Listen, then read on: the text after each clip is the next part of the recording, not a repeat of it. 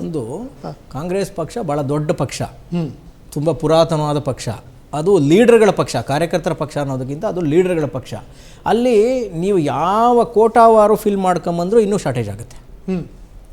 ಅಂದರೆ ಅಷ್ಟು ಲೀಡರ್ಗಳವ್ರಿಗೆ ಒಂದು ಕ್ಯಾಸ್ಟ್ ವೈಸು ಕ್ಯಾಸ್ಟ್ ಈಕ್ವೇಷನ್ಸ್ಗಳನ್ನ ನೋಡಿ ಅವರು ಹಂಚಿಕೆ ಮಾಡಬೇಕಾಗುತ್ತೆ.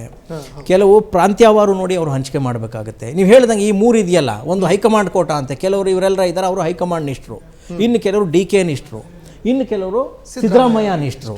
ಇದು ಹೊರತುಪಡಿಸಿರೂ ಕೂಡ ಸುಮಾರಿದೆ. ಕ್ಯಾಸ್ಟ್ ವೈಸ್ ಅವರು ಏನೋ ಸ್ಥಾನ ಕೇಳ್ತಾ ಇರೋವಂಥ ಲೀಡರ್ಗಳಿದ್ದಾರೆ.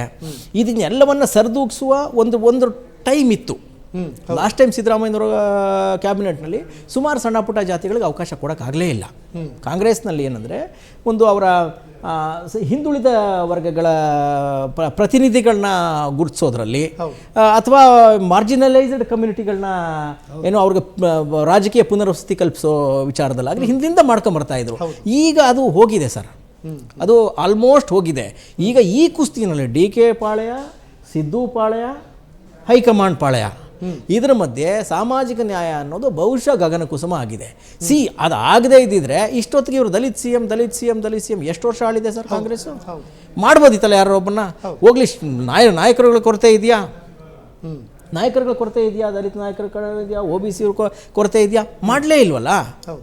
ಅಲ್ಲಿ ಏನಾಗ್ತಿದೆ, ಫೈನಲಿ ಯಾರು ಸ್ಟ್ರಾಂಗ್ ಇರ್ತಾನೆ, ಯಾರು ಜಾಸ್ತಿ ಲಾಬಿ ಮಾಡ್ತಾನೆ, ಯಾರು ಹಣಬಲ, ತೋಳ್ಬಲ, ಇನ್ನೊಂದು ಮತ್ತೊಂದು ಬುದ್ಧಿ ಬಲದಿಂದ ಜಾಸ್ತಿ ಶಾಸಕರನ್ನ ಯಾರು ಕಬ್ಜಾ ಮಾಡ್ಕೋತಾನೆ, ಅಥವಾ ಯಾರು ಹೈಕಮಾಂಡ್ನ ತುಂಬ ಚೆನ್ನಾಗಿ ಮೆಚ್ಚಿಸ್ತಾನೆ, ಎಲ್ಲ ಆ್ಯಂಗಲ್ಗಳಿಂದ ಮೆಚ್ಚಿಸ್ತಾನೆ, ಅವನಿಗೆ ಪವರ್ ಸಿಗ್ತಾ ಇದೆ.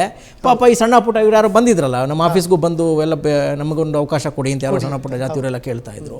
ಅವರುಗಳ ಕೂಗಿಗೆ ಕಾಂಗ್ರೆಸ್ನಲ್ಲಿ ಸದ್ಯಕ್ಕೇನು ಬೆಲೆ ಇದೆ ಅಂತ ನನಗೇನು ಅನಿಸೋದಿಲ್ಲ. ಹಂಗೆ ಕಂಪೇರ್ ಮಾಡಿದ್ರೆ ಹೇಳೋಕ್ಕಾಗಲ್ಲ. BJPನವ್ರು ದಿಢೀರಂತ ಅವ್ರು ಏನು ಬೇಕಾದ್ರೂ ತೀರ್ಮಾನ ತಗೋತಾರೆ.